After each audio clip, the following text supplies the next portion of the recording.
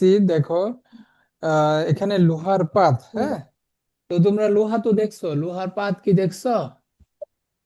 লোহার পাত, লোহার লোহার তৈরি, লোহার পাত গুলা লোহার তৈরি, হ্যাঁ। এগুলা বাজারে পাওয়া যায়, বাজারে পাওয়া যায়।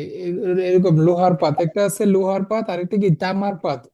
লোহার পাতের দৈর্ঘ্য কতটুক? 672। লোহার পাতের দৈর্ঘ্য কত? 672 সেন্টিমিটার। আর তামার পাতের দৈর্ঘ্য কত? তামার পাতটা একটু বড়। তামার পাতটা কত? 960 সেন্টিমিটার। 960 সেন্টিমিটার।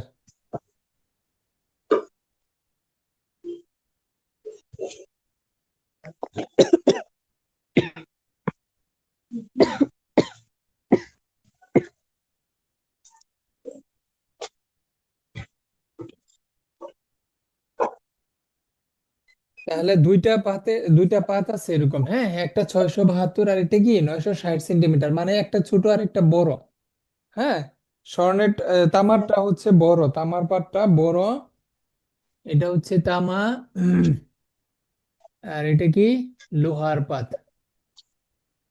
দুইটা দুই ধরনের পদার্থ, ঠিক আছে।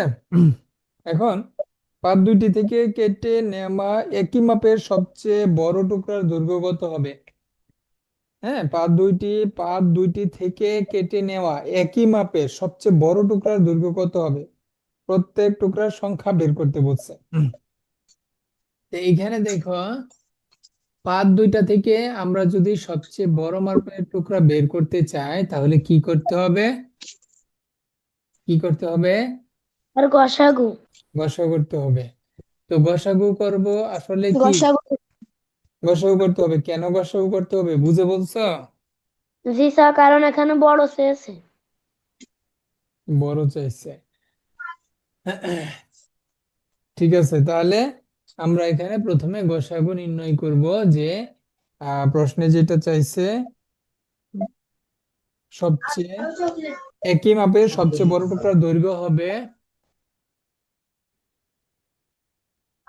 একই, আমরা সাজিয়ে লিখবো একটু, হ্যাঁ। একই মাপের সবচেয়ে বড় টুকরার দৈর্ঘ্য হবে কত হবে? 672 ও 960-এর গসাগু। ঠিক আছে, আমরা একটু এরকম সাজিয়ে লিখে নিব। দুইটা।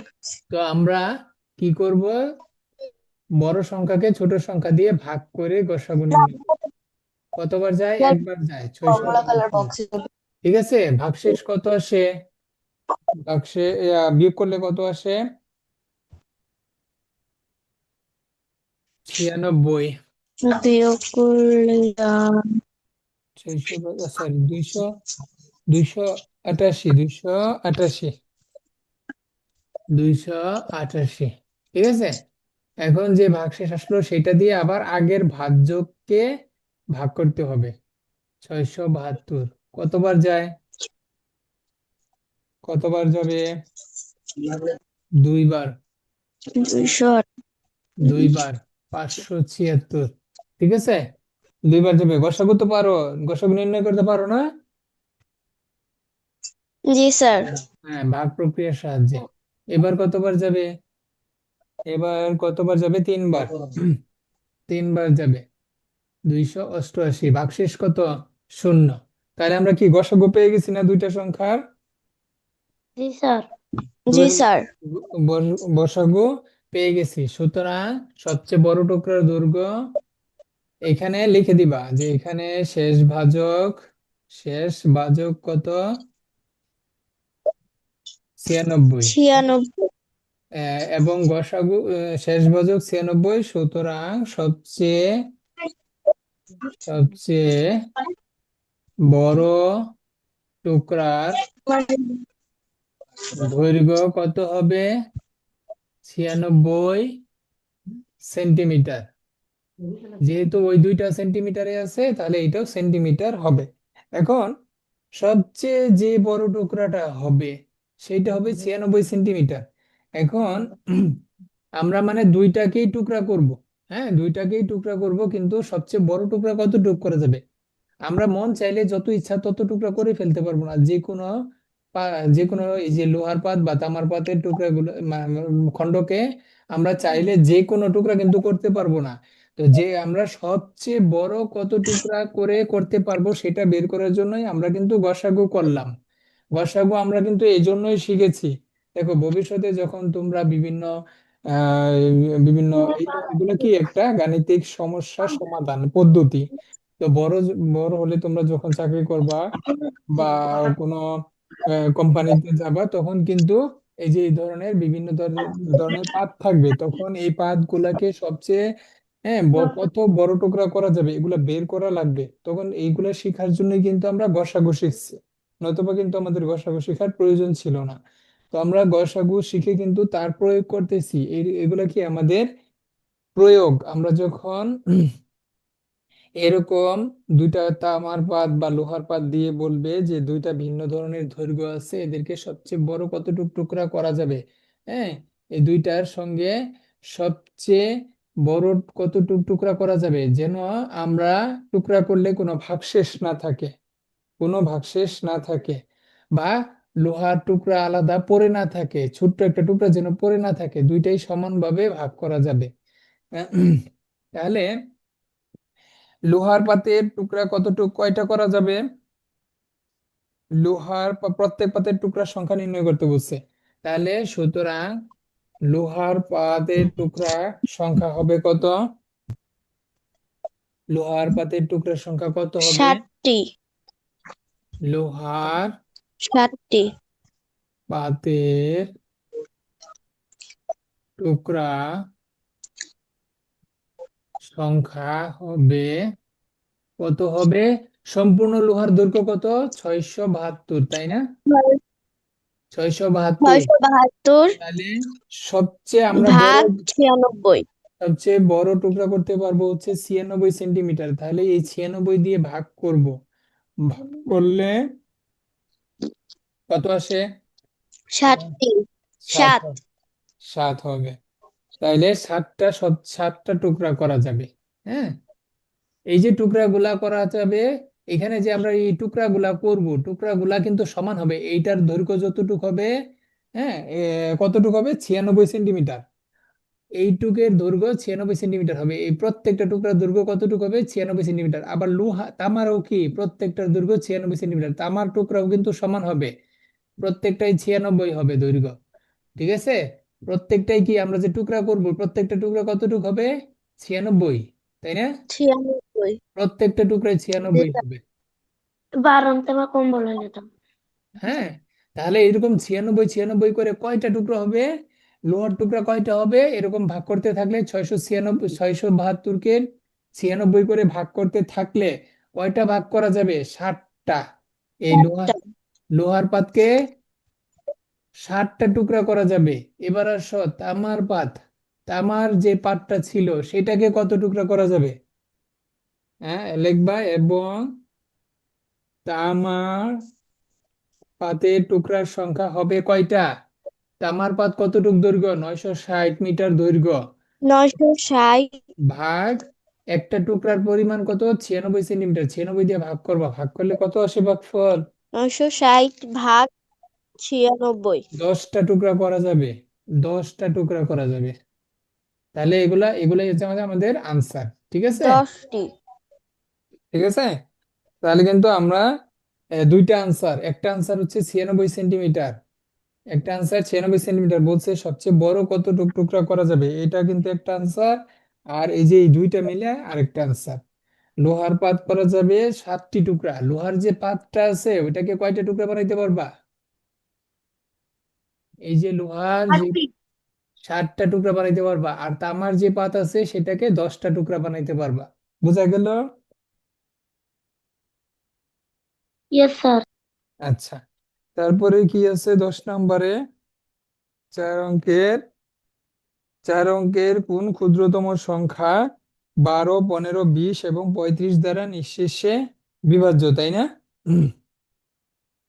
12, 15, 20 এবং 35 দ্বারা নিঃশেষে বিভাজ্য। এটা পারবা? এটা পারবা? 10 নাম্বার পারবা জোহরা? জি আচ্ছা। 10 নম্বর, জি স্যার। মুকিত? বলবো? পারবা? সংবাদ কোন পারবো। আচ্ছা, দেখো 10 নাম্বারটা কিন্তু একবারে সহজ। হ্যাঁ, বলছে 4 অঙ্কের কোন ক্ষুদ্রতম সংখ্যা 12, 15, 20 ও 35 দ্বারা নিঃশেষে বিভাজ্য? বলো তো জোহরা, কি করতে হবে? কিভাবে করবা? 12, 20 ও 35-এর ফার্স্টে লসাগু বের করতে হবে। তারপর লসাগু বের করতে হবে। লসাগু বের করার পর লসাগু বের করার পর উম,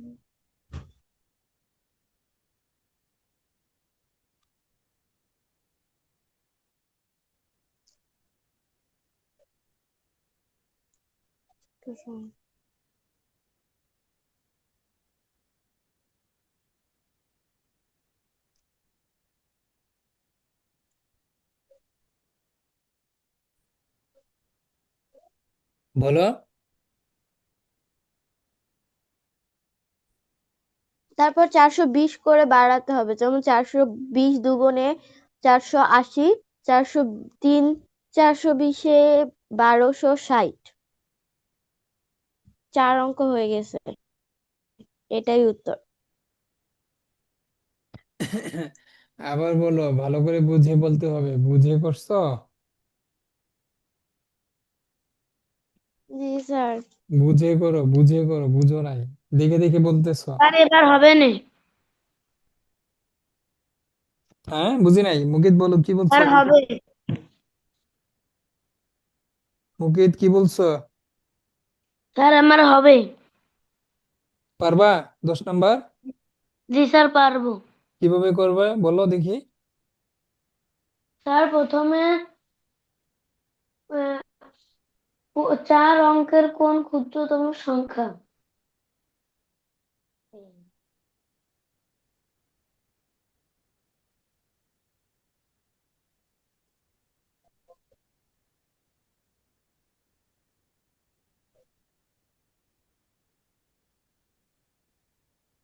আচ্ছা, এটা একটু দেখো কিভাবে করবা, আগে বুঝে তারপরে করো। হ্যাঁ, না বুঝে করলে হবে না, মুখস্থ করলে হবে না, গাইড দেখে দেখে মুখস্থ করলে হবে না কিন্তু। ঠিক আছে? কারণ প্রশ্ন তো হুবহু দিবে না পরীক্ষায়।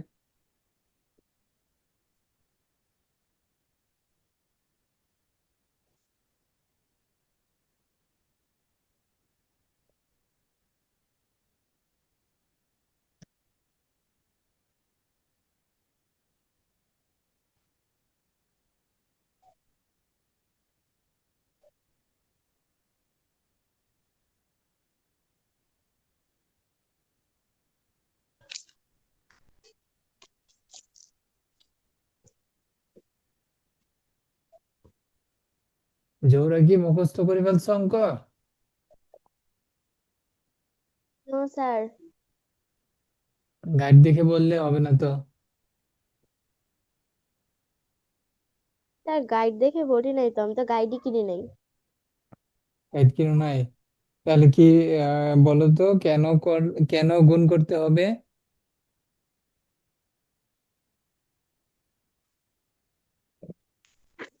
স্যার ক্ষুদ্রতম সংখ্যা বলেছে।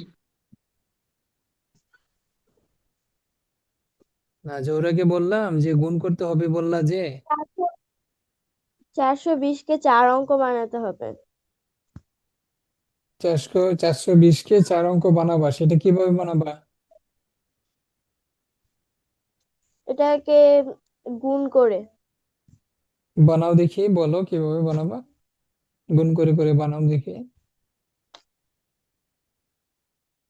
420 × 2 হুম।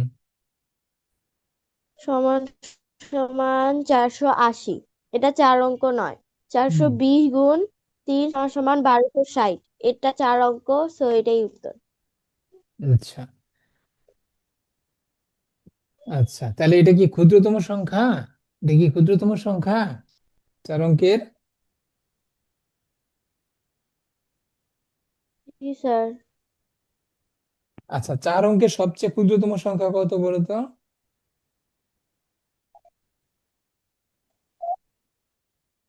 4 অঙ্কের সবচেয়ে ক্ষুদ্রতম সবচেয়ে ক্ষুদ্রতম সংখ্যা 1000। 1000। 1000।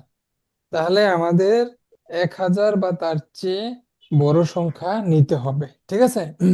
বড় সংখ্যা নিতে হবে। তো সেইটা আবার কি হবে? 420-এর গুণিতক হইতে হবে। হ্যাঁ, 420-এর গুণিতক হইতে হবে, এবং সেটা 3 অঙ্ক, কত অঙ্ক বিশিষ্ট বলছে?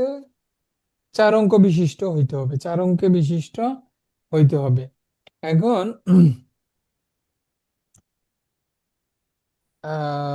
4 অঙ্কের কোন ক্ষুদ্রতম সংখ্যা 12, 25, 20 এবং 35 দ্বারা নিঃশেষে বিভাজ্য? তো এখন আচ্ছা, আমরা প্রশ্নটা একটু লিখে নেই, তাহলে বুঝতে সুবিধা হবে। 1.3। তো 4 অঙ্কের কোন ক্ষুদ্রতম সংখ্যা,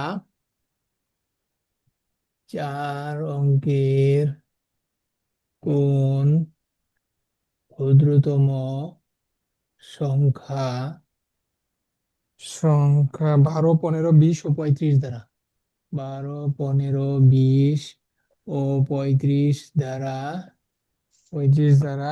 নিঃশেষে বিভাজ্য। নিঃশেষে বিভাজ্য। বিভাজ্য মানে কি? নিঃশেষে বিভাজ্য মানে কি? নিঃশেষে ভাগ করার পর কিছু থাকবে না। কিছু ভাগশেষ থাকবে না। গুড। আচ্ছা, তো এখানে দেখো অনেকগুলা শর্ত। 4 অঙ্কের ক্ষুদ্রতম সংখ্যা হইতে হবে, এবং 12, 15, 20 এবং 35 দ্বারা নিঃশেষে বিভাজ্য হইতে হবে। তো আমরা আগে একটা শর্ত ফিল আপ করি। কি বলছে? 12, 15, 20 এবং 35 দ্বারা নিঃশেষে বিভাজ্য। আমরা কি জানি? কতগুলো সংখ্যা দ্বারা নিঃশেষে বিভাজ্য সংখ্যা বের করতে গেলে লসাগু করতে হয়। তাহলে প্রথমে আমরা কি করব? 12, 15, 20 ও 35-এর লসাগু নির্ণয় করি। লসাগু নির্ণয় করি, এটা আমাদের প্রথম কাজ। তো 12, 15, 20, 35 লসাগু বের করি। আহ এই পদ্ধতির নাম কি বলতো? লসাগু বের করার এই পদ্ধতির নাম কি? এল পদ্ধতি। এল পদ্ধতি। ইউক্লিডীয়। ইউক্লিডীয় পদ্ধতি। 6 দুগুণে 12, 15 ভাগ যাবে না, 10 দুগুণে 20, 35 যাবে না। তারপর 2 দিয়ে আবার যাবে, 3 দুগুণে 6, 15 যাবে না, 5 দুগুণে 10, 35 যাবে না। এবার কত দিয়ে যায়? এবার 3 দিয়ে যাবে। 3 দিয়ে যাবে, 3 একে 3, 3 5-এ 15, 5, 35 যাবে না, 35 যাবে না। এবার 5 দিয়ে যাবে, 1, 1, 5 সাথে 35, শেষ। সুতরাং নির্ণেয় লসাগু, লসাগু কত আসলো? দুইটা 2, দিস একটা অঙ্ক করতেছি আমি। একটা 3, একটা 5, একটা 7। কত আসে? 2 দুগুণে 4, 3 4-এ 12, 5 বারং 60, 6 বারং 7 বারং 84, 840, তাই না? লসাগু 840। সরি, 2 দুগুণে 4, 3 4-এ 12, 5 বারং 60, 420। 2 আর 2 4, 3 4-এ 12, 5 বারং 60, 6 7-এ 42, 420। লসাগু আমরা কত পাইলাম? 420। এখন আমাদের শুধু নিঃশেষে বিভাজ্য হইলে হবে না, একটা শর্ত ফিল আপ হইছে। একটা শর্ত ফিল আপ হইছে যে 420 সংখ্যাটা নিঃশেষে বিভাজ্য এই সংখ্যাগুলো দ্বারা। তো একটা একটা শর্ত আমার ফিল আপ হইছে, কিন্তু পর আরেকটা শর্ত দিছে 4 অঙ্কের ক্ষুদ্রতম সংখ্যা হইতে হবে। তো চার চার 420 কি 4 অঙ্কের ক্ষুদ্রতম সংখ্যা? না।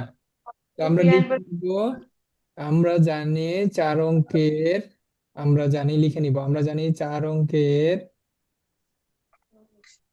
ক্ষুদ্রতম, সবচেয়ে ক্ষুদ্রতম সংখ্যা হচ্ছে, 4 অঙ্কে বিশিষ্ট ক্ষুদ্রতম সংখ্যা হচ্ছে 1 লিখে 3টা শূন্য, মানে 1000।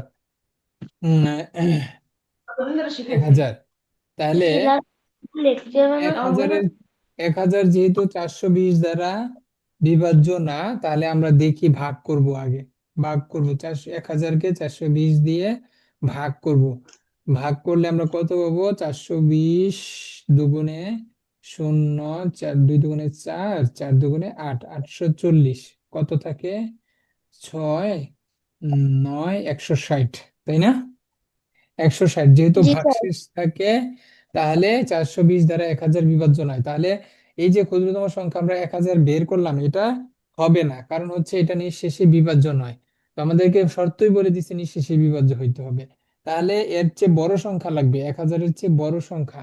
তাহলে 2 দিয়ে করলে আমরা আহ 1000-এর চেয়ে ছোট হয়, 420 দুগুণে 840। তো যা 1000-এর চেয়ে ছোট। এখন 2 এর চেয়ে বড় সংখ্যা নিতে হবে, 420। সুতরাং আমরা লিখব, সুতরাং 420 গুণ 3। 420-কে 3 দিয়ে গুণ করলে কত আসে? 3 শূন্য শূন্য, 3 দুগুণে 6, 3 4 12। হ্যাঁ। এবার কিন্তু এই যে 420 গুণ 3, এই যে 1260 সংখ্যাটা কি 12, 15, 20 এবং 35 দ্বারা নিঃশেষে বিভাজ্য, তাই না? জি স্যার। নিঃশেষে বিভাজ্য। কারণ 420 নিঃশেষে বিভাজ্য যেহেতু, তাহলে 420-এর গুণিতকও অবশ্যই লসাগু দ্বারা, মানে এই যে 12, 25, 35 দ্বারা নিঃশেষে বিভাজ্য হবে। ঠিক আছে? এবং বিভাজ্য হবে, এখানে লিখে দিবা যা, যা কত অঙ্ক বিশিষ্ট? 4 অঙ্ক বিশিষ্ট, যা 4 অঙ্ক বিশিষ্ট। এবং এটাই আমাদের আনসার। আনসার কত? 1260। বুঝছো? জি স্যার। ঠিক আছে, তাহলে আমাদের এখানে শেষ। এটাই আমাদের আনসার। তাহলে আমাদের আনসার কত? আনসার হচ্ছে 1260, যা 4 অঙ্ক বিশিষ্ট এবং 12, 25, 20, 25, 35 দ্বারা নিঃশেষে বিভাজ্য। তাহলে 11 নম্বর, 11 নম্বর কি পারবা? 11 নম্বর। 11 নম্বর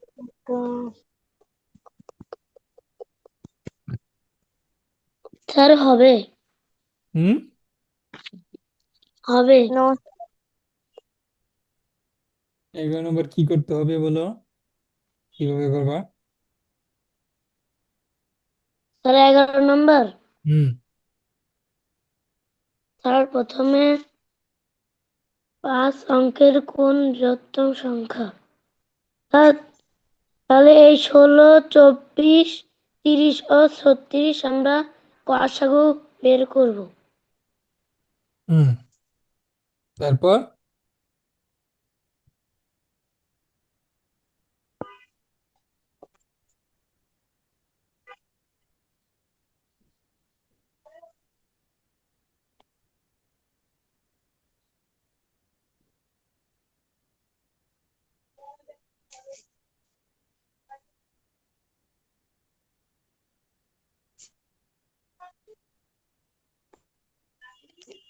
তারপর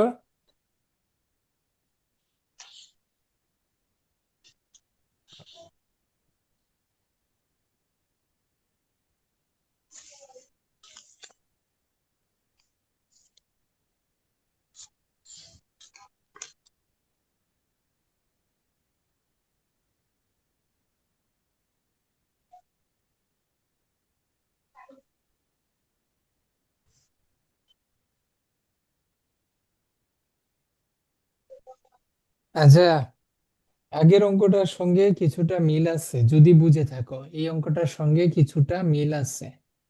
হ্যাঁ, এগুলা বাসায় একটু বেশি বেশি প্র্যাকটিস করবো, নাহলে বারবার।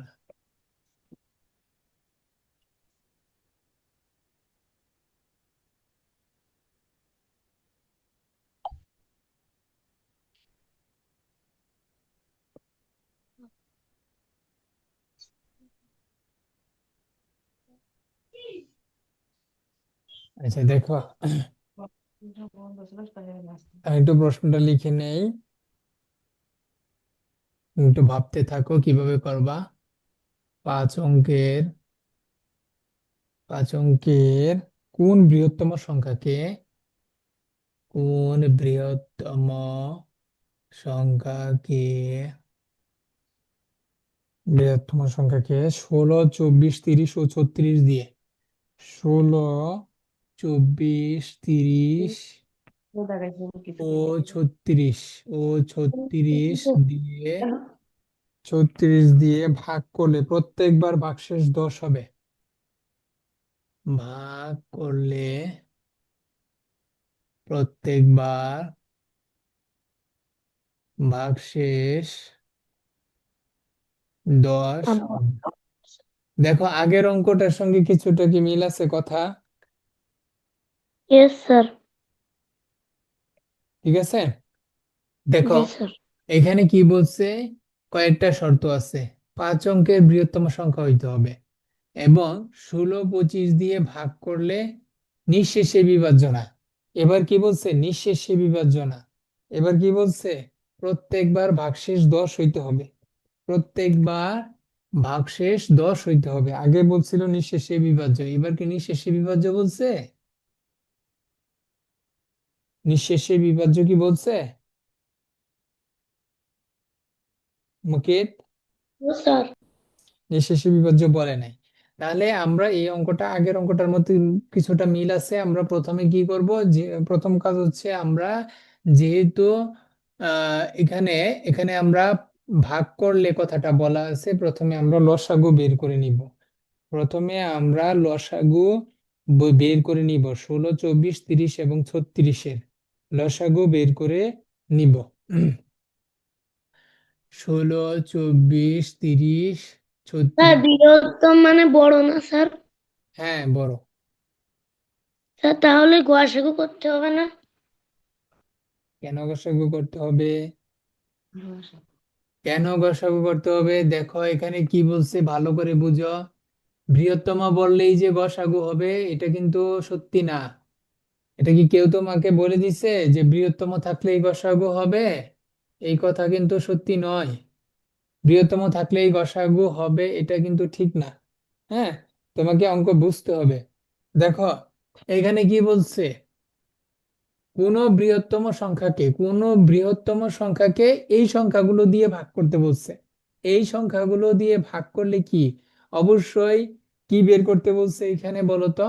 এগুলা কি, এগুলা দিয়ে ভাগ ভাগ করতে বলছে। ভাগ মানে কি, এগুলা কি ভাজক না? জি স্যার। 16, 24, 30, 36 এরা কি ভাজক না? কারণ এগুলা দিয়ে ভাগ করতে বলছে। আমরা 5 দিয়ে 10-কে ভাগ করি তাই না? তাহলে 5 কি ভাজক না? জি স্যার। আর বড় সংখ্যা এটা কি ভাজ্য না? জি স্যার।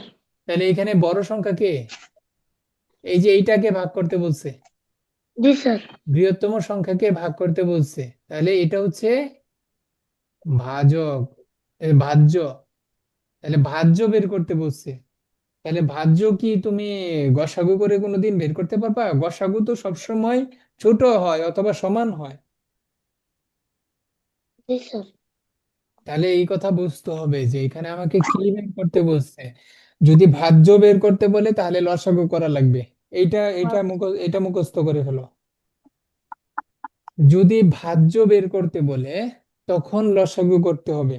এখানে কি ভাজ্য বের করতে বলছে না ভাজক, বলো? ভাজ্য। এখানে ভাজ্য বের করতে বলছে। তাহলে ভাজ্য বের করলে সবসময় কি করা লাগবে, লসাগু করা। লসাগু। তাহলে এখন আমরা লসাগু করতেছি এই জন্য।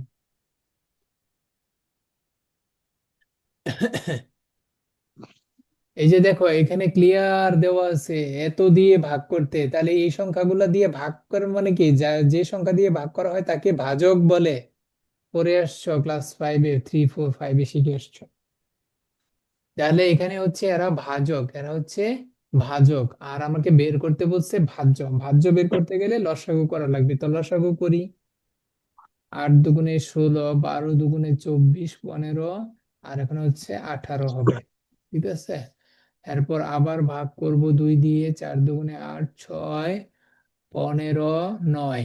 এরপর আবার ভাগ 2, 3, 15, 9। এরপর 2 দিয়ে যাবে না, 3 দিয়ে যাবে।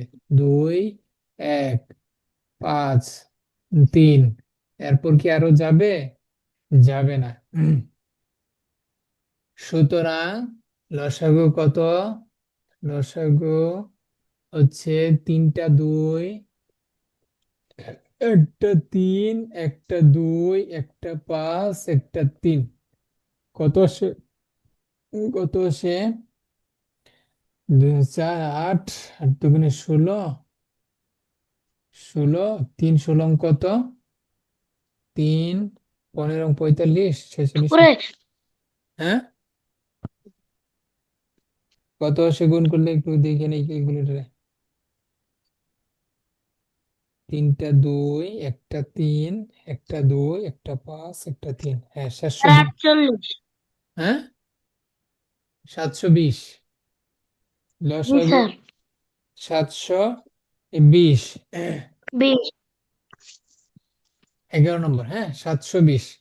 তাহলে 720 লসাগু আমি পেয়ে গেছি। তাহলে 720 কি বলো? 720 তো ঠিক আছে, বুঝলাম যে এই সংখ্যাগুলো দ্বারা নিঃশেষে বিভাজ্য। 16 24 30 36 দ্বারা নিঃশেষে বিভাজ্য না? বিভাজ্য। জি স্যার। কিন্তু এখানে তো আমাকে বলে দিচ্ছে, কি জি বলে দিচ্ছে? স্যার। বলে দিচ্ছে পাঁচ ভাগশেষ অঙ্কের 10।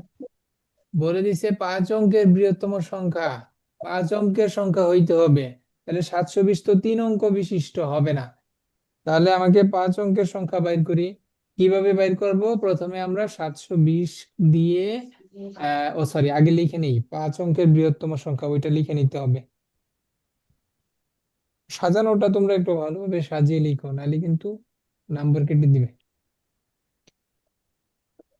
প্রথমে লিখে নিবা, যেহেতু বৃহত্তম সংখ্যা বের করতে বলছে, তাহলে আমরা লিখবো 5 অঙ্কের, আমরা কি জানি 5 অঙ্কের বৃহত্তম সংখ্যা কত বলো? 5 অঙ্কের বৃহত্তম সংখ্যা কত? 5 অঙ্কের বৃহত্তম সংখ্যা 10,000। 10,000 না ও, 99? বৃহত্তম সংখ্যা এখন 99,999। হ্যাঁ, 99,999। তাহলে আমরা এখন কি করব? এই যে আমাদের লসাগু বের হইলো, সেই লসাগু দিয়ে 99,999 কে ভাগ করব। কতবার যায়? একবারই যাবে। 720 720। কত ভাগ শেষ? ক্যালকুলেটর করতে হবে, নাহলে দেরি হবে। 279, 279। একটা 9 নামাইলাম। এবার কত দিয়ে যাবে? এবার যাবে 3 দিয়ে। 3 দিয়ে 21 60। ভাগশেষ কত আসে? ভাগশেষ 639। 639। আরেকটা অঙ্ক বাকি আছে, সেটাও নামাবো। তাহলে এবার কত দিয়ে যাবে? এবার যাবে হচ্ছে 8 দিয়ে। 8 দিয়ে 5,760। ভাগশেষ কত আসে? বিয়োগ করো। 639। 639।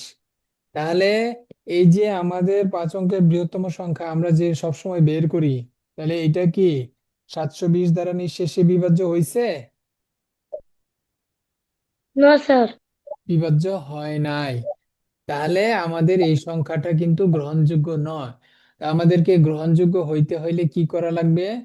আমাদেরকে 700 আহ, এই যে 99,999 থেকে 639 বিয়োগ করলেও হবে, অথবা দুইটা পদ্ধতিতে করতে পারো, অথবা 720 কে 138 দিয়ে গুণ করলেও হবে। তো আমরা ভাগশেষ যেটা আসছে সেটা বিয়োগ করে দিলেই সহজে চলে আসবে। তো আমরা বিয়োগ করি। দেখা যাচ্ছে? হ্যাঁ, দেখা যাচ্ছে। 720, সরি 99,000। আমরা লিখবো 5 অঙ্কের, সাজিয়ে লিখবো 5 অঙ্কের। সুতরাং সুতরাং 5 অঙ্কের বৃহত্তম সংখ্যা,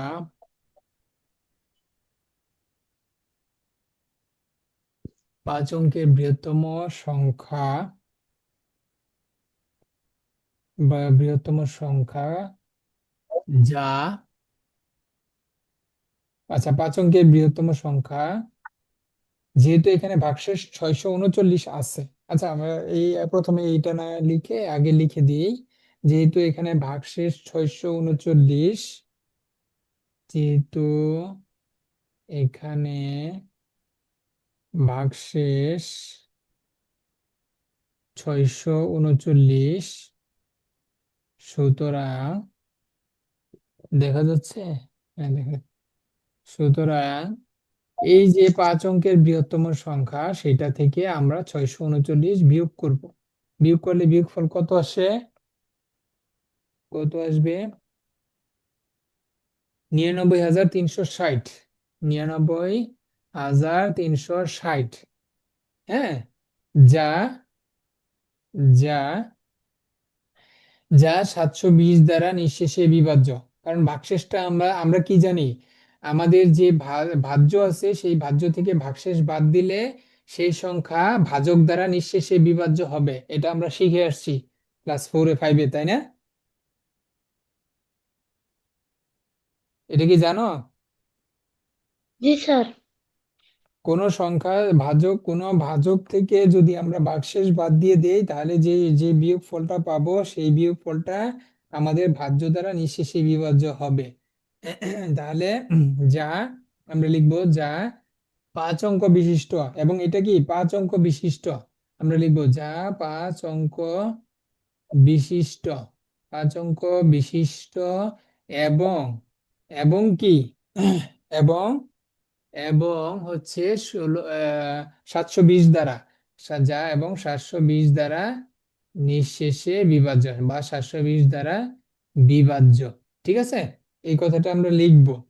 এবার বলছে আমার তো বিভাজ্য হইলে হবে না, বলছে এমন সংখ্যা, এমন বৃহত্তম সংখ্যা বের করতে বলছে যা এত দিয়ে ভাগ করলে প্রত্যেকবার ভাগশেষ 10 থাকবে। ভাগশেষ 10 থাকবে। এই যে আমরা যদি এই সংখ্যাটা আনসার লিখে দেই তাহলে তো হবে না, কারণ এখানে বলছে 5 অঙ্কের বৃহত্তম সংখ্যা, এটা ঠিক আছে কিন্তু বিভাজ্য হয়ে গেছে। বিভাজ্য হয়ে গেলে তো হবে না। তাহলে আমাদের কি, হ্যাঁ, আরো 10 যোগ করতে হবে। তোমরা একটু সাজিয়ে লিখবা যে যেহেতু, যেহেতু নিচে নিচে লিখবা, যেহেতু প্রত্যেকবার, যেহেতু ভাগ করলে, যে এই কথাটাই আবার লিখে দিবা, যেহেতু ভাগ করলে অথবা প্রত্যেকবার, প্রত্যেকবার এখান থেকে লিখলে হবে, যেহেতু প্রত্যেকবার ভাগশেষ 10 হবে, ভাগশেষ 10 হবে, সুতরাং এই যে সংখ্যাটা আমরা পাইলাম সেটার সঙ্গে 10 যোগ করতে হবে। সুতরাং 99,360 যোগ 10 সমান সমান সমান সমান 99,370। ঠিক আছে, এখন এই যে আমাদের এই সংখ্যা, এটাই কিন্তু আমাদের সবগুলা শর্ত ফিল আপ করে। 99,370 এটা 5 অঙ্ক বিশিষ্ট বৃহত্তম সংখ্যা, এটা 5 অঙ্ক বিশিষ্ট সংখ্যা, এবং 16, 24, 30, 36 দিয়ে ভাগ করলে প্রত্যেকবার ভাগশেষ 10 হবে। বুঝছো? জি স্যার। বুঝছো? আমরা দেখি, আসলে আমাদের, আমরা তো বুঝলাম যে এটাই আমাদের আনসার, কিন্তু আমরা দেখি যে আমরা যা বের করলাম আসলে কি ঠিক আছে কিনা, আমাদের উত্তরটা কি ঠিক মতো মিলছে কিনা, এটাও আমরা যাচাই করতে পারবো। দেখি আমরা আসলেই কি প্রত্যেকবার ভাগশেষ 10 থাকে কিনা, তাই না? একটু যাচাই করে দেখি, যাচাই করে দেখি 99,370 যে আনসার বের হইলো এটা কি ঠিক আছে কিনা। দেখি 16 দিয়ে ভাগ করলে কত থাকে ভাগশেষ। 16 একে কতবার যায়, ক্যালকুলেটর করো তো। উম, হাতে করলে অনেক সময় লাগবে। 99,370 ভাগ হচ্ছে 16, হ্যাঁ, 6, 2, 1, 0, 6, 2, 6 বার যাবে, 6 বার যাবে। 6 ষোলং কত?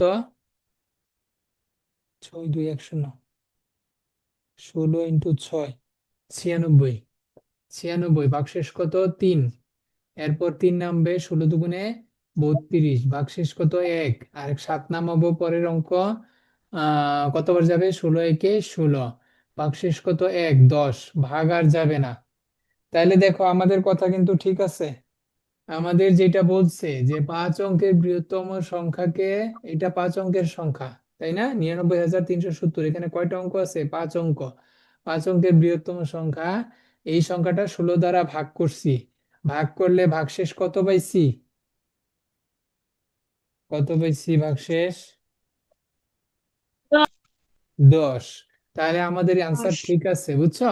তাহলে আমাদের যে আনসার 99,370, সেটা ঠিক আছে। এখন 16 না, শুধু 24 দিয়ে ভাগ করলেও ভাগশেষ 10 পাবা, দেখতে পারো তোমরা করে। 30 দিয়ে ভাগ করলেও 10 পাবা, 36 দিয়ে ভাগ করলেও ভাগশেষ 10 পাবা। 10। ঠিক আছে। জি স্যার। আচ্ছা, তাহলে আমাদের পরে আর কি আছে? 12 নম্বর। 12 নম্বর পারবো না, দেখো তো। জোহরা বলো তো কি বলছে। 4টি ঘন্টা একই সময়ে বেজে যথাক্রমে 10 সেকেন্ড, 20 সেকেন্ড, 24 সেকেন্ড এবং 32 সেকেন্ড অন্তর বাজতে লাগলো। কমপক্ষে কত সময় পর ঘন্টাগুলো একত্রে বাজবে? হ্যাঁ, কিভাবে করবা?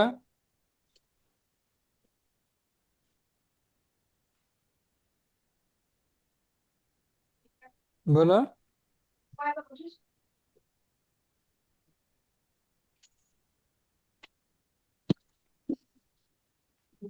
পারবা কি?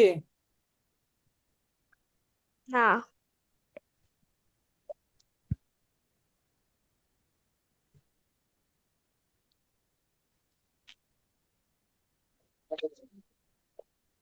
স্যার হবে। হ্যাঁ মুফিদ, কি বলো? স্যার হবে। হবে কি, পারবা কিনা সেটা বলো। জি স্যার।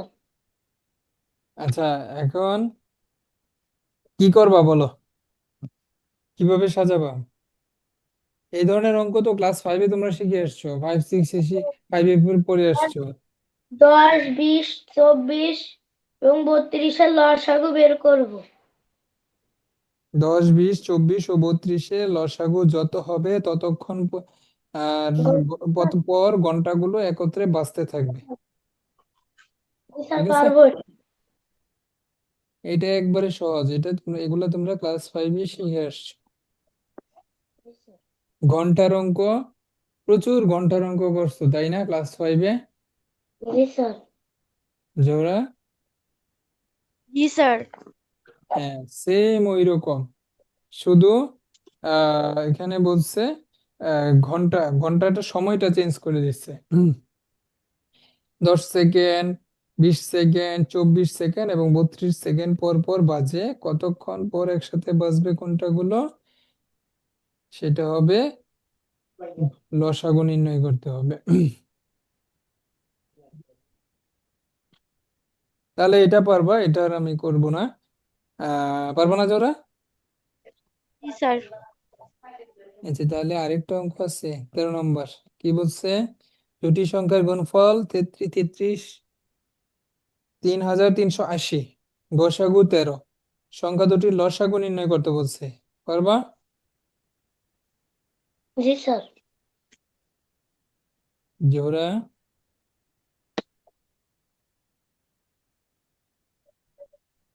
জোহরা কি পারবা?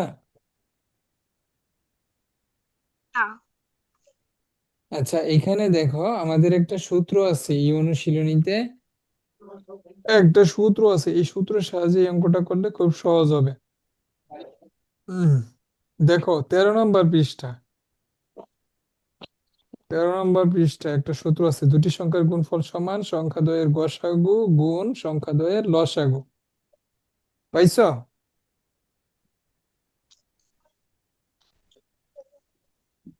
সূত্রটা জি পাইছো? স্যার। এই সূত্রের সাহায্যে আমরা এই যে আমাদের প্রশ্নটা সমাধান করব। সংখ্যা দুটির লসাগু নির্ণয় করতে বলছে।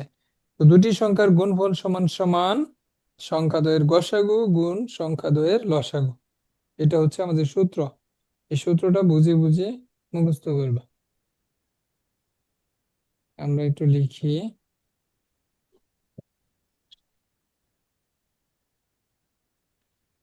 মুখের সূত্রটা বলো তো। দুইটি সংখ্যার গুণফল সমান সংখ্যাটার গসাগু গুণ সংখ্যাটার লসাগু। হুম। আমাদের বের করতে বলছে কি? লসাগু। লসাগু বের করতে বলছে।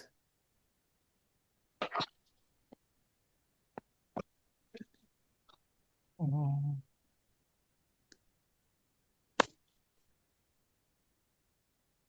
তো আমাদের প্রশ্নটা আবার একটু আমরা পড়ে নেই। দুটি সংখ্যার গুণফল আমরা লিখে নিব, দেওয়া আছে। দেওয়া আছে কি কি দিয়ে দিছে প্রশ্নে? কি কি দিয়ে দিচ্ছে? দুটি সংখ্যার গুণফল। দুটি সংখ্যার গুণফল দিয়ে দিছে কত? দুটি সংখ্যার গুণফল দিয়ে দিছে 3380। আর কি দিছে? এবং গসাগু, সংখ্যা দুটির গসাগু। সংখ্যা দুটির গসাগু কত দিছে? গসাগু দিয়েছে হচ্ছে 13। বের করতে বলছে সংখ্যা দুটির লসাগু। আমরা জানি লিখবো, আমরা জানি। হ্যাঁ, আমি সম্পূর্ণ লিখলাম না, তোমরা লিখবা। আমরা জানি, কি জানি? দুটি সংখ্যার গুণফল। সূত্রটা কি? দুটি সংখ্যার গুণফল সমান সমান সংখ্যা দ্বয়ের গসাগু।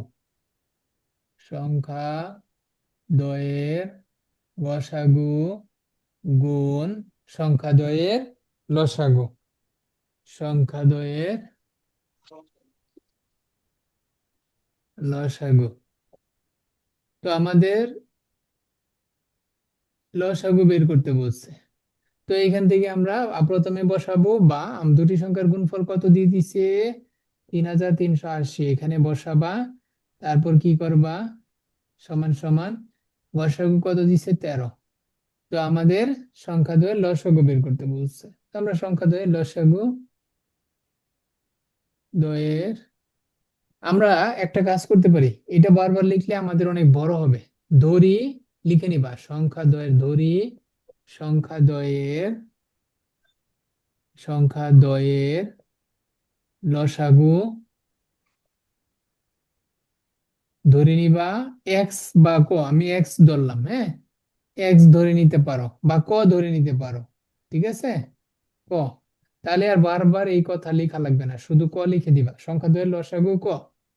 তাহলে এবার কি করবা? দেখো, এই দুইটা এই পাশে নিয়ে আসো, বাম পাশে।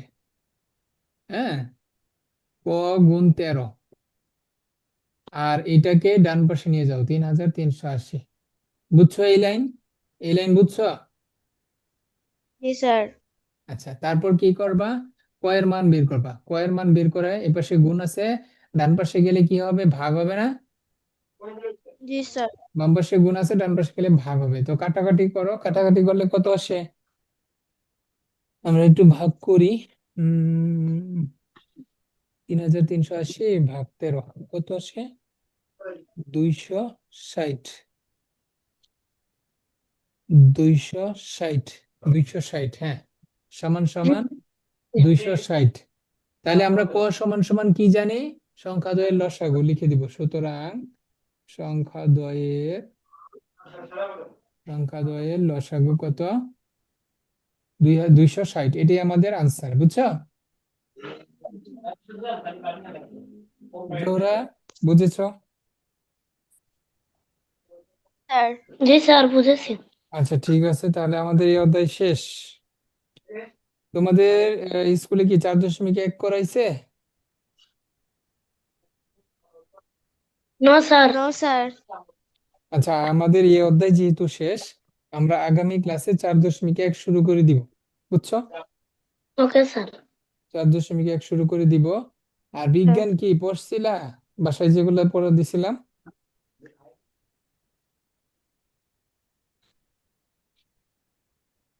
স্যার দ্বিতীয় অধ্যায়। প্রথম অধ্যায় দিছিলাম না দ্বিতীয় অধ্যায়, কোনটা দিছিলাম? তার দ্বিতীয় অধ্যায়। দ্বিতীয় করছিলাম। দ্বিতীয় অধ্যায়ের আজকে শীট দিয়েছি, পাইছো? জি স্যার।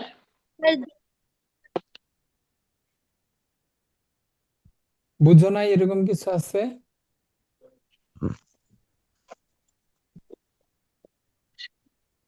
বুঝছো? আজকের শীটটা কি পড়ছো জোহরা? না। শীটটা পড়ে ফেলবা, হ্যাঁ। এখানে টপিক গুলা হ্যাঁ, গুরুত্বপূর্ণ টপিক গুলা শীটে বলে দিয়ে দিছি, বুঝছো? গুরুত্বপূর্ণ টপিক গুলা শীটে দিয়ে দিয়েছি, শীটটা ভালো করে পড়ে ফেলবা। সম্পূর্ণ বই রিডিং তো পড়বাই, তারপরে শীটটা পড়ে ফেলবা। আগামী ক্লাসে আমরা বিস্তারিত আরো আলোচনা করব, হ্যাঁ। তো আমরা একটু শীটটা একটু দেখাই, একটু করে দেই তোমাকে। আহ তোমাদেরকে একটু দেখায় দেই।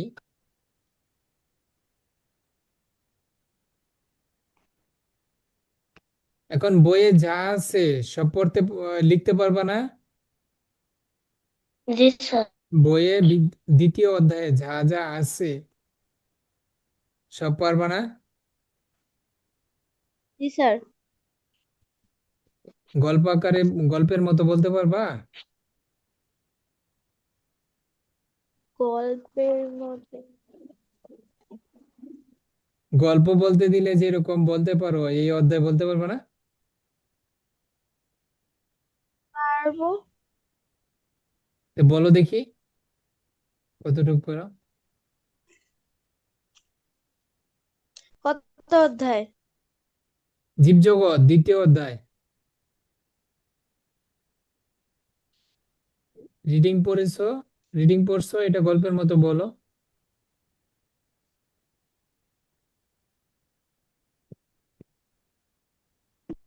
রিডিং পড়ছো? স্যার পড়ছিলাম। গল্পের মতো কয়েক লাইন বলো দেখি, সম্পূর্ণ অধ্যায়টা সারাংশ।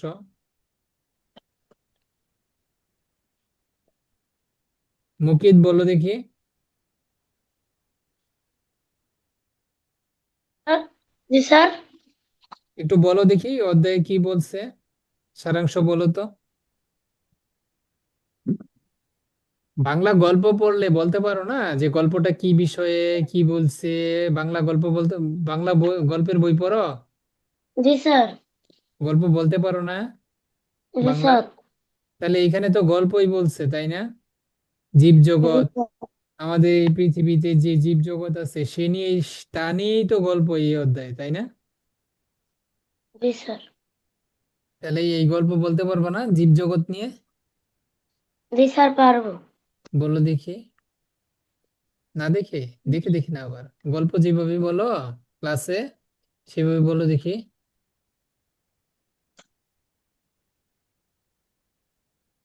ভীষণ বৈচিত্র্যময় এই পৃথিবী। আমাদের চারপাশে একটু তাকালেই বৈচিত্র্যের দারুণ সব উদাহরণ দেখতে পাই। আর আমাদের তার আ- আবার এসব বস্তু কারো জীবন আছে, কারো জীবন নেই। যার জীবন আছে তাকে জীব বলে এবং যার জীবন নেই তাকে জড় বস্তু বলে। আর যার জীবন আছে সে এগুলো হলো মানুষ, গাছপালা, পশু পাখি ইত্যাদি। যাদের জীবন নেই তারা হলো গাড়ি, টেবিল, চেয়ার ইত্যাদি। এসব নিয়ে আমাদের জীবজগৎ।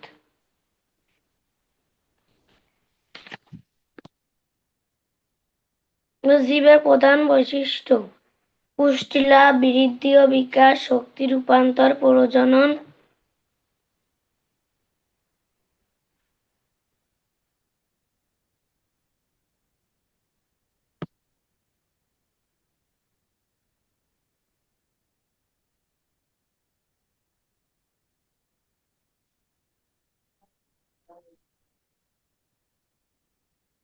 Hello sir. হ্যাঁ বলো। শেষ? প্রজনন, পরিবেশের প্রতি প্রতিক্রিয়া, অভিযোজন। আর জীবের শ্রেণীকরণ বিজ্ঞানীদের মতে পৃথিবীতে প্রায় 87 লক্ষ ভিন্ন ভিন্ন জীব রয়েছে। এই জীবগুলোকে সহজভাবে জানার জন্য বিজ্ঞানীগণ সমস্ত জীবকে তাদের বৈশিষ্ট্যের উপর ভিত্তি করে শ্রেণীকরণ চেষ্টা করেছে। 1969 খ্রিস্টাব্দে বিজ্ঞানী হুইটেকার পঞ্চরাজ্য আচ্ছা শ্রেণী আচ্ছা আচ্ছা, আমি বলতেছি দেখো, আমি একটু বুঝাই, তোমাদেরকে বুঝাই বলি। তো আমাদের এই যে জীব জগৎ, হ্যাঁ, আচ্ছা এক মিনিট একটু থাকো। শীটটা বের করো, হ্যাঁ শীটটা বের করো, যে শীটটা দিছি সেই শীটটা একটু বের করো, একটু বলে দিচ্ছি।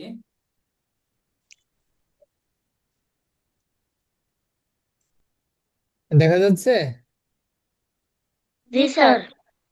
আচ্ছা দেখো, আমাদের এই শীটটাতে মূল অংশগুলো দেওয়া হয়েছে, হ্যাঁ, গুরুত্বপূর্ণ বইয়ের যে গুরুত্বপূর্ণ অংশগুলা সেখানে এইখানে শীটে দিয়ে দেওয়া হয়েছে। এই লাইন প্রথম বইটা রিডিং ভালোভাবে রিডিং পড়বা, তারপর উম, আবার রিডিং পড়বা, কারণ হচ্ছে তোমাদের বই থেকে এমসিকিউ, শূন্যস্থান পূরণ, ছোট প্রশ্ন এগুলা থাকবে, এই জন্য বইটা পড়ে ফেলবা। তারপর তার মধ্যে থেকে সবচেয়ে গুরুত্বপূর্ণ টপিক গুলো এখানে সেটে আছে। যেমন আমাদের দেখো, আমাদের যে জীব জগৎ সেখানে কারা কারা আছে, জীব এবং জড় আছে। এই জীব জগতে, সরি, আমাদের যে জীব জগৎ সেটা বিভিন্ন ধরনের জীব আছে, হ্যাঁ। আমাদের টোটাল আমাদের এই পৃথিবীতে জীব এবং জড় দুই ধরনের পদার্থ আছে। তো জীব কারা? যারা চলাফেরা করতে পারে, খাবার খেতে পারে, বংশ বৃদ্ধি করে, তারা হচ্ছে জীব। যেমন মানুষ, গাছপালা, মাছ, ছোট ছোট প্রাণী, ব্যাকটেরিয়া, যেগুলো তোমরা আগেও পড়ে আসছো, ব্যাকটেরিয়া, ভাইরাস, এরা, হ্যাঁ সরি ভাইরাস না, ব্যাকটেরিয়া, ব্যাকটেরিয়া জীব। তো এবং এর স্যার, জড়ক, হ্যাঁ বলো। স্যার আমি একটু লিভ নিচ্ছি। আচ্ছা ঠিক আছে, তুমি ভালো করে পড়ে নিও শীটটা। ওকে। আচ্ছা, যাদের জীবন নেই, যাদের বৈশিষ্ট্যগুলো জীবের মতো নয়, হ্যাঁ, যেমন এরা খাবার খায় না, যেমন চেয়ার, টেবিল, কলম, গাড়ি, এরা তো খাবার খায় না, চলাফেরা করে না, খাদ্য গ্রহণ করে না, বংশবৃদ্ধি করতে পারে না, তো এরা হচ্ছে জড়। তো জীবের প্রধান বৈশিষ্ট্য কি? এরা পুষ্টি লাভ করে, হ্যাঁ, পুষ্টি লাভ করে মানে খাবার খেয়ে পুষ্টি সাধন করে, আর হচ্ছে বৃদ্ধি হয়, বিকাশ হয়, আর আর কি, প্রজনন করে, পরিবেশের বংশবিস্তার করে, প্রজনন মানে বংশবিস্তার করে বা সন্তান সন্ততি হয়, পরিবেশের যে প্রতি প্রতিক্রিয়া, জীব বাহ্যিক পরিবেশের পরিবর্তনের প্রতি সাড়া দেয়। যেমন মশা কামড়ালে কি আমরা মানুষ খুব হই, আমাদের কি হয়, মশা কামড় দিলে আমাদের ব্যথা লাগে। তো কেউ মারলে আমাদের আঘাত পাই, কেটে যায়। তো এই ধরনের প্রতিক্রিয়া দেখায়, মানুষ যেরকম দেখায় অন্যান্য প্রাণীও এরকম দেখায়, প্রতিক্রিয়া দেখায়। অভিযোজন, পরিবেশের সাথে টিকে থাকার জন্য জীব নিজেকে মানিয়ে নিতে পারে। দেখো এখন আমরা কি গ্রীষ্মকালেও দেখো আমাদের প্রচন্ড রোদে কি খারাপ লাগে, তারপরেও কি আমরা বেঁচে থাকি। তো এরকম শীতকালেও আমরা কি আহ বিভিন্ন পরিবেশটা ভিন্ন না, শীতকালে একরকম পরিবেশ, গ্রীষ্মকালে একরকম পরিবেশ, বিভিন্ন পরিবেশে আমরা মানিয়ে নিতে পারি। তারপর হচ্ছে জীবজগতের যে আধুনিক শ্রেণীবিন্যাস বিজ্ঞানী মার্কিউলিস আধুনিক শ্রেণীবিন্যাস জীবজগৎকে কয়টা ভাগে ভাগ করছেন? 5টি ভাগে ভাগ করছেন। একটা হচ্ছে মনেরা, প্রোটিস্টা, ফানজাই, প্লান্টি এবং এনিমিলিয়া, এই 5টি জগতে ভাগ করছেন। এবং 5টি জগতে কিন্তু 5টি ভিন্ন ভিন্ন ধরনের প্রাণী প্রাণী আছে, জীব আছে। যেমন ব্যাকটেরিয়া হচ্ছে মনেরা, এরা এককোষী, কোষ সুগঠিত, নিউক্লিয়াস থাকে না, এদের কেন্দ্রে যে নিউক্লিয়াস থাকে কোষে সেটা এদের থাকে না। প্রোটিস্টা, এই বৈশিষ্ট্যগুলো এখানে বলা আছে, আশা করি বুঝবা। এবং উদ্ভিদ, এরাও কি জীব, এদের জীবন আছে, এরা ছোট থেকে বড় হয়। অপুষ্পক উদ্ভিদ, যেসব উদ্ভিদে ফুল ফল বীজ হয় না, এরা হচ্ছে অপুষ্পক। সব উদ্ভিদে কিন্তু ফুল ফল বীজ হয় না, যেমন যেমন কি শৈবাল ছত্রাক, এদের কিন্তু ফুল ফল বীজ হয় না। এদের এদের দেহ কেমন, সমাঙ্গ বর্গীয়, মানে দেহ মূল কাণ্ড পাতায় ভাগ করা যায় না, সবই একরকম। শৈবাল ছত্রাক, এদের মূল কাণ্ড পাতায় ভাগ করা যায় না। যেমন আমরা সাধারণ গাছপালাকে মূল কাণ্ড পাতা এগুলা চিনতে পারি, কিন্তু এদের এখানে চেনা যায় না। মসবর্গীয়, যেমন ব্রায়াম মস, একটা উদাহরণ হচ্ছে ব্রায়াম মস গুলা কিরকম থাকে, তাদের মূল নেই। সাধারণত উদ্ভিদের কি মূল থাকে, কিন্তু এদের মূল থাকে না, রাইজোইড থাকে মূলের বদলে। ফার্নবর্গীয় উদ্ভিদ, ফার্নবর্গীয় উদ্ভিদ গুলা কেমন, দেহ মূল কাণ্ড ও পাতায় বিভক্ত করা যায়, যেমন টেকি শাক টেরিস, এই ধরনের উদ্ভিদ হচ্ছে অপুষ্পক উদ্ভিদ, এদের ফুল ফল ও বীজ হয় না। ঠিক আছে, এরা কয় প্রকার, তিন প্রকার। একটা হচ্ছে সমাঙ্গবর্গীয়, মসবর্গীয়, ফার্নবর্গীয়। সপুষ্পক উদ্ভিদ, যেসব উদ্ভিদে ফুল হয়, যেমন দুই প্রকার, দুই ধরনের উদ্ভিদ, সপুষ্পক উদ্ভিদ, মানে এদের ফুল হয় ফলও হয়, সব ক্ষেত্রে ফল হয় না, তবে এদের ফুল অবশ্যই হয়, সপুষ্পক উদ্ভিদ।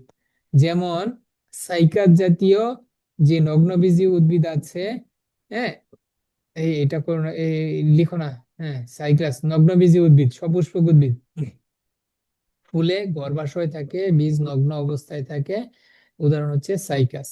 আবৃত বীজী কারা, ফুলে গর্ভাশয় থাকে এবং বীজ ফলে রূপান্তর, ফলের ভেতরে আবৃত থাকে, যেমন আম জাম, এগুলাতে কি ফলও থাকে, আবার কি বীজও থাকে এই ফলের ভিতরে। কিন্তু সাইকাস উদ্ভিদে এরকম কোনো ফল নেই। হ্যাঁ, আচ্ছা, তাহলে প্রাণীর যে, এখন প্রাণীতে আসি, উদ্ভিদ তো গেলাম, এবার প্রাণী, প্রাণী দুই দুই রকম। মেরুদণ্ডের কিছু প্রাণী মেরুদণ্ড আছে, আর কিছু প্রাণীর কি মেরুদণ্ড থাকে না। যেমন ধরো অমেরুদণ্ডী প্রাণী, অমেরুদণ্ডী প্রাণী কেমন, মশা, প্রজাপতি, শামুক, কেঁচু, এদের কিন্তু মেরুদণ্ড নেই। হ্যাঁ, আমরা আশপাশে যেসব মশা দেখি, প্রজাপতি দেখি, শামুক দেখি, কেঁচু, খেয়াল করবা, খেয়াল করলে দেখবে এদের মেরুদণ্ড নেই। শরীরের ভিতরে কঙ্কালও নেই, মানুষের যেরকম কঙ্কাল থাকে ওদের কঙ্কাল নেই। চোখ পুঞ্জাক্ষী প্রকৃতির হয়ে থাকে, মানে চোখের ভিতরে অনেকগুলো চোখ থাকে। উদাহরণ তো দেওয়া আছে, মেরুদণ্ডী প্রাণী, মেরুদণ্ডী প্রাণী কেমন, মেরুদণ্ড অভ্যন্তরীণ কঙ্কাল থাকে, আমাদের যেরকম মানুষের কঙ্কাল আছে এবং মেরুদণ্ড আছে। 5 ধরনের শ্রেণী রয়েছে, যেমন মাছ। মেরুদণ্ডী প্রাণী 5টি প্রধান শ্রেণী হচ্ছে, একটা হচ্ছে মাছ, পানিতে বাস করে, ফুলকার সাহায্যে শ্বাস নেয়। আর উভচর কিছু প্রাণী আছে, যেমন ব্যাং, ব্যাং কি জীবনের কিছু সময় পানিতে, জীবনের শুরুতে পানিতে থাকে এবং বাকি বাকি সময় ডাঙায় থাকে। এদের দেখবে মাটিতেও পাওয়া যায়, আবার পানিতেও পাওয়া যায়। সরীসৃপ, বুকে ভর দিয়ে চলে, সরীসৃপ যেমন সাপ, এরা কি বুকে ভর দিয়ে চলে। সাপ যখন দেখবা তখন এরা বুকে ভর দিয়ে চলে, চামড়া শুষ্ক থাকে এবং আঁশ থাকে। পাখি, দেখো, দেহ পালক দিয়ে আবৃত, ডিম পাড়ে, হাঁস, দোয়েল পাখি এ ধরনের উদাহরণ। স্তন্যপায়ী প্রাণী, মেরুদণ্ড, স্তন্যপায়ী প্রাণী, যেমন মায়েরা বাচ্চা প্রসব করে, বাচ্চারা মায়ের দুধ খেয়ে বড় হয়, যেমন মানুষ, গরু, বানর, এরা হচ্ছে স্তন্যপায়ী প্রাণী। তো এই হচ্ছে আমাদের এই অধ্যায়ের গুরুত্বপূর্ণ টপিক গুলা। এগুলার সঙ্গে পাশাপাশি তোমরা বইটা প্রথমে পড়ে নিবা, তারপরে এগুলা অবশ্যই অবশ্যই পড়ে নিবা। ঠিক আছে, তাহলে আজকে এই পর্যন্তই।